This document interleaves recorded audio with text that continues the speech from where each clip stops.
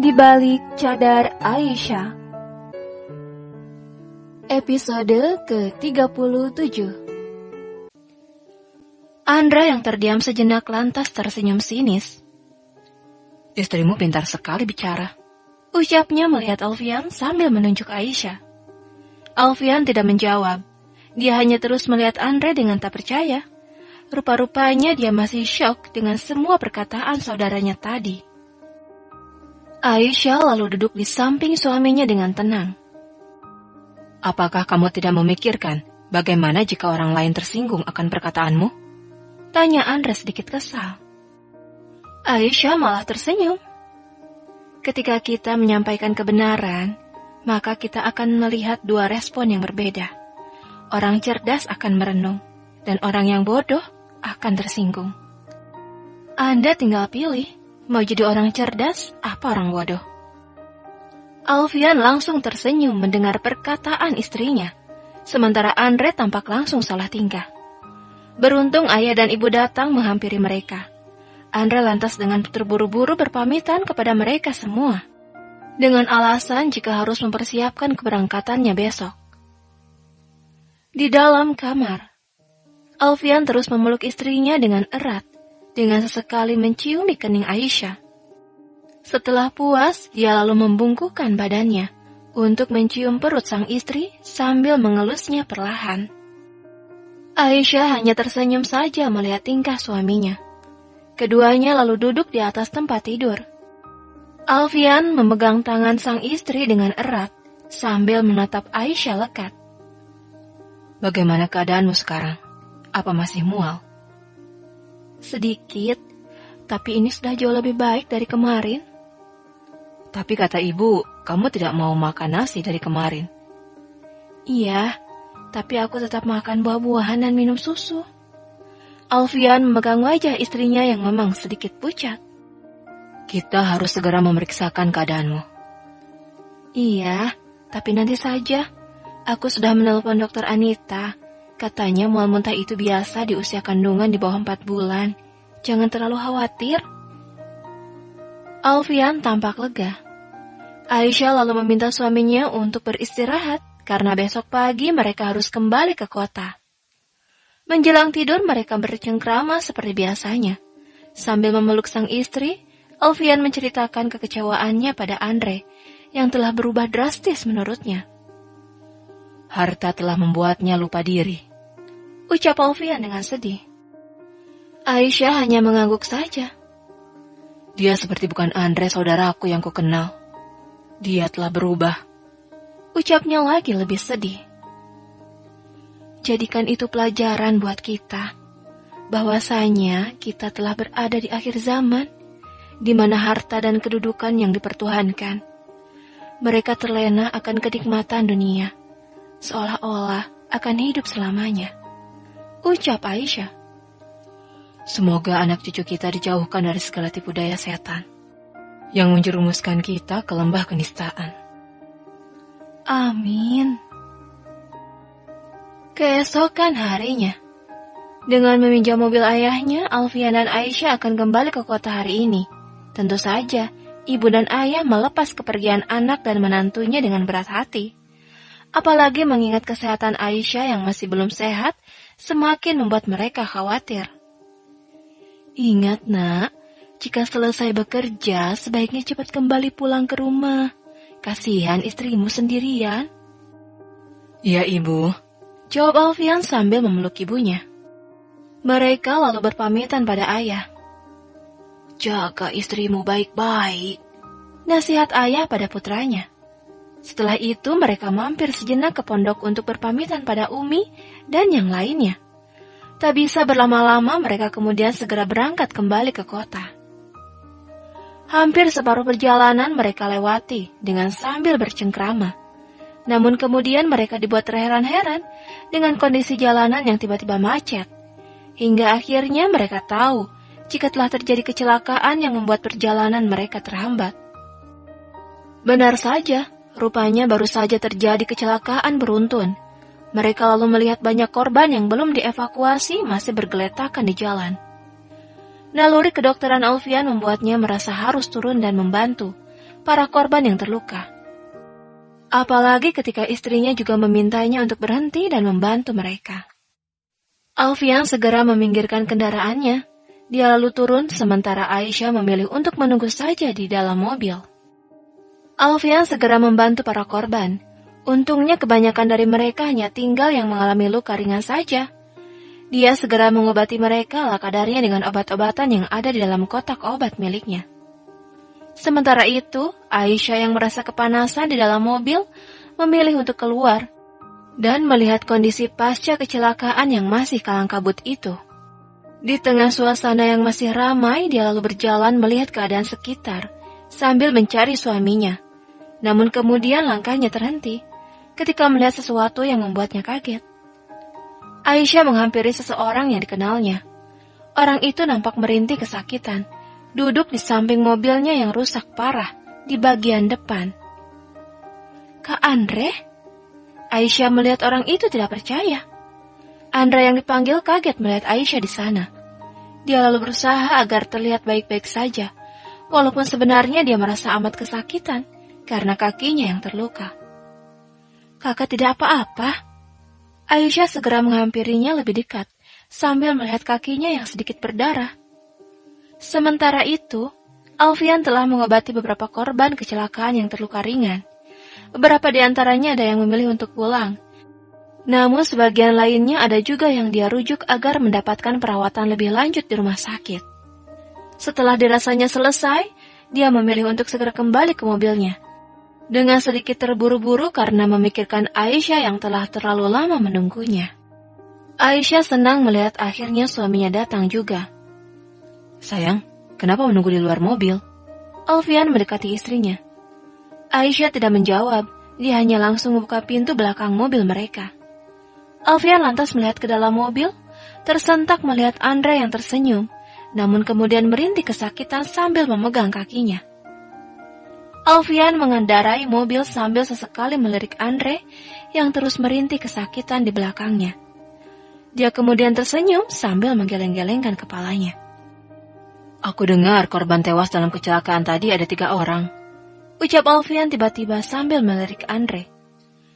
Innalillahi wa inna ilaihi roji'un, jawab Aisyah kaget. Alfian menunggu reaksi Andre yang rupanya hanya terdiam saja. Alfian lalu melirik kaki Andre yang sedikit mengeluarkan darah. Sepertinya kakimu patah. Hah?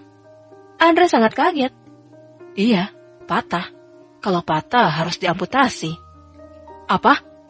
Andre semakin kaget. Amputasi? Ucapnya lagi. Alfian mengangguk dengan serius. Andre tampak langsung frustasi. Dia lalu menangis sambil memohon pada Alfian untuk membantunya mengobati kakinya agar bisa sembuh dan tidak diamputasi. Aku tahu, kamu dokter yang handal. Tolong aku. Bagaimanapun caranya sembuhkan kakiku. Usahakan agar kakiku tidak diamputasi. Andre merengek. Alfian tidak menjawab. Dia kembali fokus untuk menyetir sambil teringat akan perkataan Andre kemarin yang merendahkan profesinya sebagai dokter. Namun kini Allah segera membalikan situasi. Andre memohon padanya untuk disembuhkan. Sementara Aisyah yang tahu jika suaminya hanya bercanda, hanya tersenyum saja. Aku akan bayar berapapun, asal kamu buat kakiku seperti semula, dan jangan diamputasi. Andre menangis terisak. Setidaknya diamputasi lebih baik daripada menjadi korban tewas dalam kecelakaan tadi. Ucap Alfian. Bersyukurlah karena uangmu masih bisa menyembuhkan kakimu. Karena jika kematian yang datang padamu tadi, baik itu seluruh hartamu atau seisi dunia sekalipun, tidak akan mampu memundurkan ajalmu, walaupun sedetik saja. Ucap Alfian lagi. Andre termenung. Bila kesombongan yang selalu bersemayam dalam hati, maka Allah berikan teguran. Bersyukurlah lagi karena Allah masih memberikan tegurannya. Itu tandanya Allah masih memberikan waktu kita untuk bertaubat dan memperbaiki diri. Ucap Aisyah menambahi.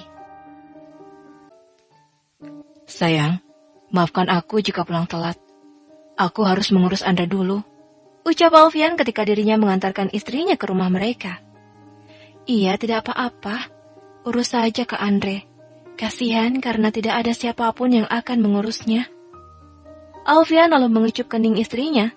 Setelah itu dia kembali menuju mobil, di mana Andre menunggunya untuk dibawa ke rumah sakit. Alfian segera melajukan kendaraannya. Walaupun dia tahu jika luka Andre tidak begitu parah, namun tetap harus secepatnya mendapatkan perawatan di rumah sakit. Sementara Aisyah langsung masuk ke dalam rumahnya, beristirahat sejenak karena badannya terasa lemas. Setelah itu dia lalu mulai melakukan pekerjaan rumah, dimulai dari membereskan baju miliknya dan juga milik sang suami. Di rumah sakit, Andre tampak merenung sambil melihat kakinya yang sudah diobati dan diperban. Sambil terus memperhatikan kakinya itu, dia kembali memikirkan perkataan Alfian dan Aisyah. Lagi-lagi kata-kata Aisyah menohok hatinya. Terlebih untuk kali ini rasanya sangat dalam sekali hingga membuatnya terus merenung memikirkannya. Dia merasa jika apa yang dikatakan pasangan suami istri itu sangatlah benar. Jika saja dirinya menjadi salah satu korban tewas dalam kecelakaan tadi, maka saat ini bukan di ruangan VIP ini dirinya berada, namun sudah pasti berada di kamar jenazah rumah sakit ini. Mengingat itu, membuat Andre kemudian mengucap syukur berkali-kali, dan mengakui jika apa yang dikatakan Aisyah memang benar, jika ini pasti adalah bentuk teguran Allah baginya, untuk segera bertaubat dan memperbaiki diri. Tak lama Alfian datang. Bagaimana keadaanmu? Tanyanya sambil berjalan mendekatinya. Andre tidak menjawab, dia hanya memperhatikan wajah saudaranya itu.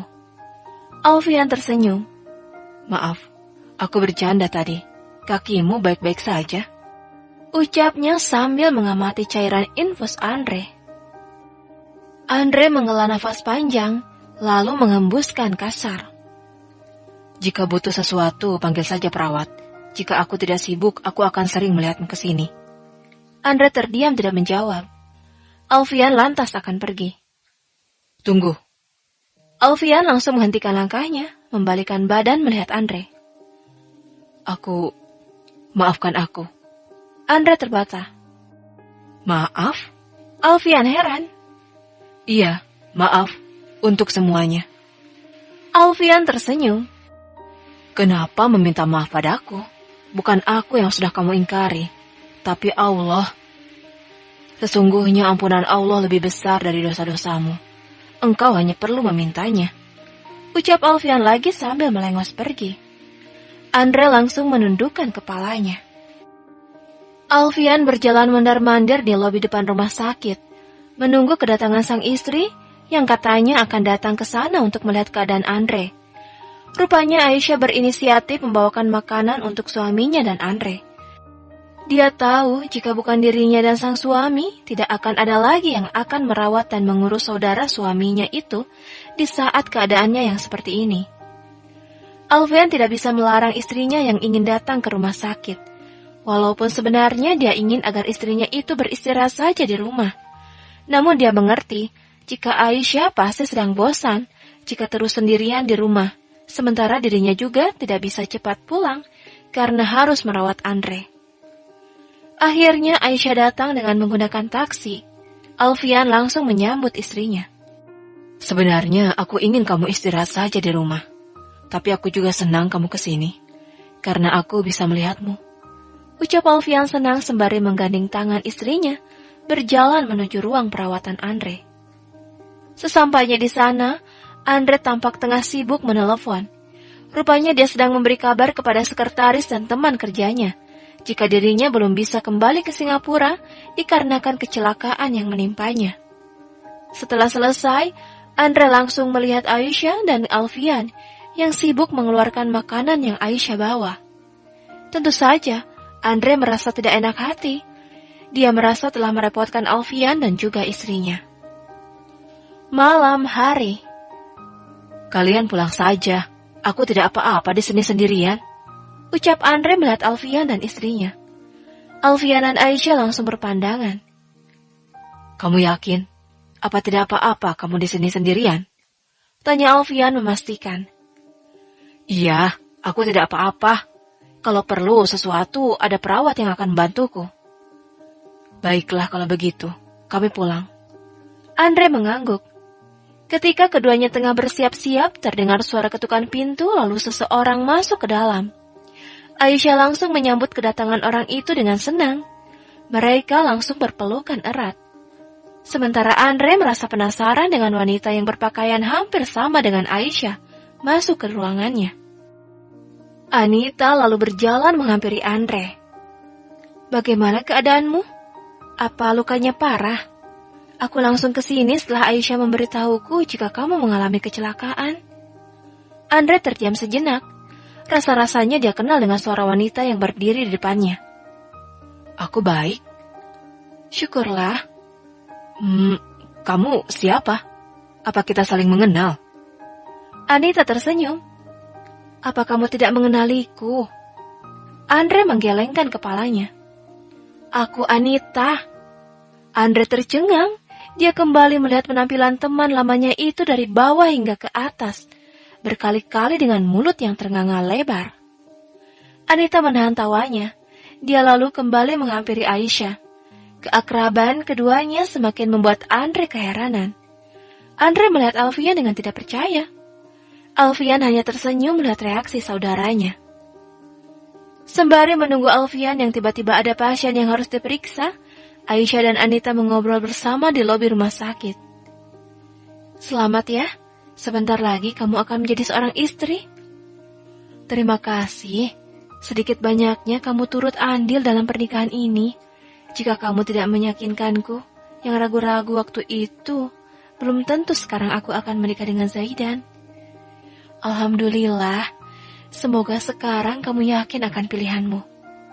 Insya Allah, sekarang aku yakin jika memang dia calon suami yang telah Allah pilihkan untukku. Aisyah tersenyum. Karena selalu ada kebaikan di setiap ketetapan Allah Sang Sutradara. Walaupun ada banyak rahasia, kenapa Allah menikahkanmu dengannya? Pasti ada jawabannya. Seperti kamu yang merasa dia terlalu sempurna untukmu. Mungkin Allah ingin agar dia yang menjaga keistiqomahan dirimu, mengirimnya untuk mengajarimu agar lebih dekat dengannya. Ada juga sebaliknya. Ada istri yang mengeluh karena menikah dengan laki-laki yang tidak pandai berkata, merayu dan menggodanya. Mungkin itulah cara Allah menjaga lisannya, agar mewujudkan cintanya dalam kerja keras untuk memenuhi kebutuhan keluarga. Istri yang mengeluh suaminya tidak banyak bicara, itulah cara Allah agar heningnya menahan kita untuk banyak bicara, memutus rantai kalimat sanggahan yang kadang menuai perkara dalam rumah tangga. Ada juga istri yang mengeluh suaminya tidak kaya, yang membawa banyak uang setiap pulang kerja. Ingatlah, walaupun sederhana, mungkin itulah cara Allah menjaga kehalalan rezeki yang dibawanya. Istri yang mengeluh suaminya bukan pejabat yang mempunyai tahta, yang dipuja bawahannya, tapi mungkin di balik kedudukannya yang biasa, ia mampu menjadi imam keluarga yang mempunyai derajat takwa yang sempurna. Mungkin itulah jawaban mengapa Allah menikahkan kita dengannya. Bersambung.